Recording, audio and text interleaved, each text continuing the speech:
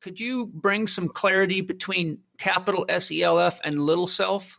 Sure. First of all, the distinction, and we often in Jungian literature capitalize the self to distinguish it from, say, myself, which is little s. The ego is the little s. That's who I think I am. That's my concept of myself. But I am all these other functions and all these other mysteries of which I know very little, if anything at all.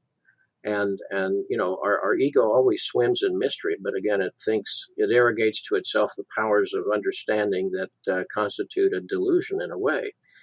But in a sense, the self is the architect of the development of the organism. In other words, you could say the selfhood of the acorn is to become the oak tree.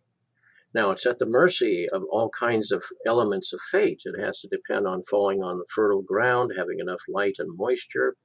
But inside of every acorn is the potential of the whole blossoming tree. And so it is for each of us. That's the self as a verb, not as a noun. You can't have an MRI or a CAT scan and have the self show up or the soul show up. We were talking before about the soul. There were actually people who tried to experiment with a body just before death and immediately after, so they could literally weigh the soul when it disappeared. And of course, those were futile experiences because they were trying to literalize a metaphor.